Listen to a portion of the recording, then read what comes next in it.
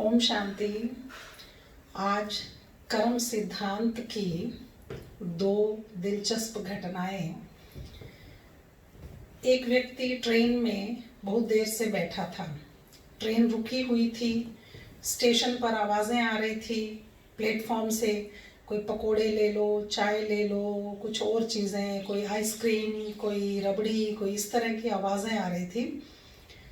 तो वह भी बैठा रहा।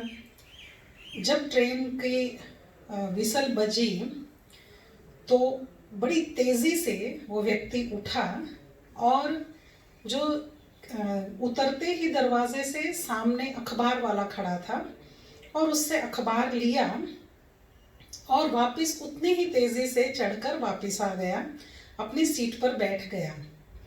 सामने वाले यात्री ने पूछा कि महाशय, इतनी देर से ट्रेन रुकी हुई थी, 15 मिनट हो गए थे, आपको ये अखबार वाला कब से देख रहा था? आप भी इसे देख रहे थे या इधर उधर चक्कर लगा रहा था?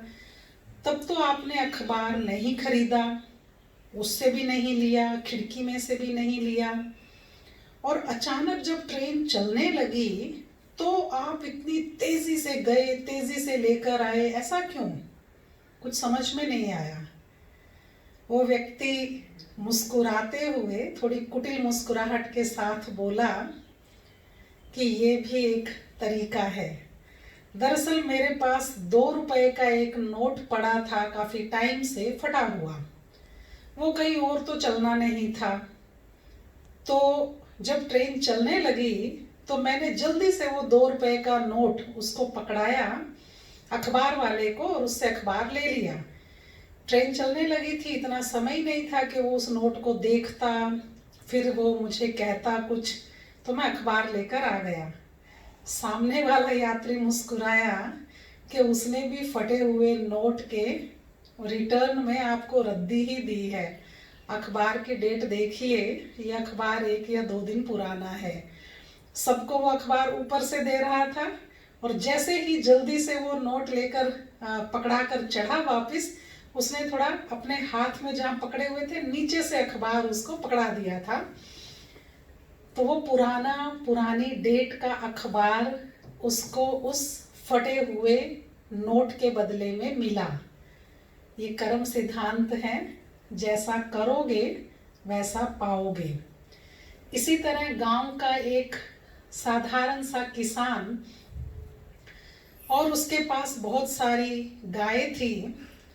वह शहर में जाता था और बड़ा अच्छा एक बार्टर सिस्टम से कुछ सामान ले आता था। उसने देखा कि घी जो बनाता था वो गाय के दूध से, तो वो घी बना बना कर कुछ इस तरह से पॉलीथीन में वो पैक कर लेता था और उसको उस घी को वो लेकर जाता था।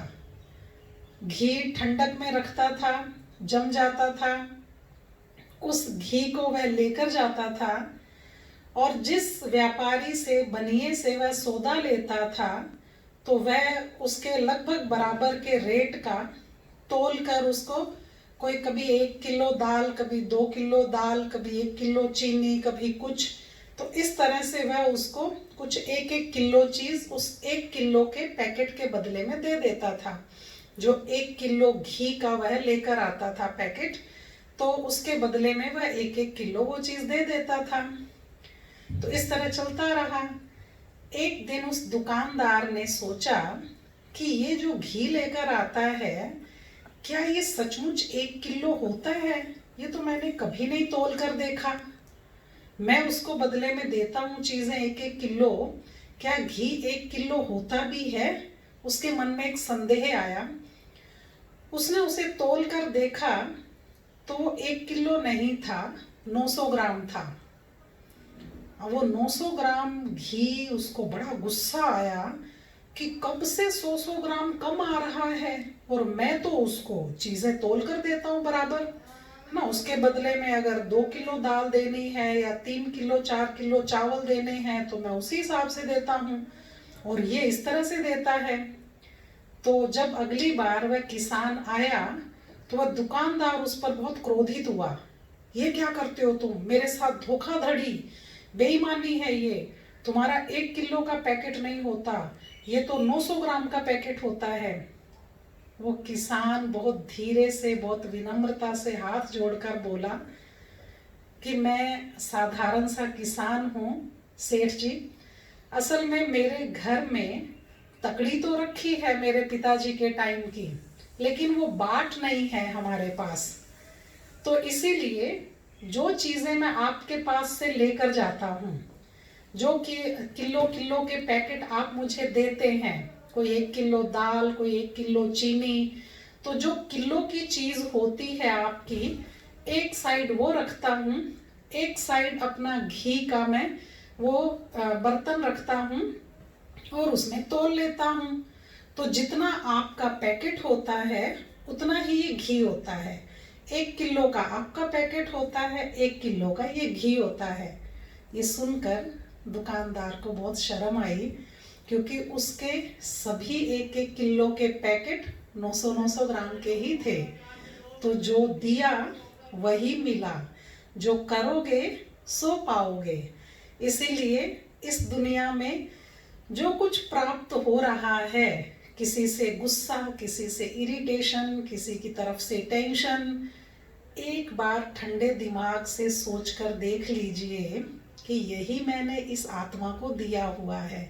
जो दिया है वही मिल रहा है। जहाँ खुशियाँ दी है, सुख दिया है, प्यार दिया है, वहाँ से वो रिटर्न आ रहा है। तो अगर इस बात को ध्यान में रखेंगे तो हर एक आत्मा के लिए बहुत मीठा और प्यार भरा व्यवहार हो जाएगा। ओम शांति।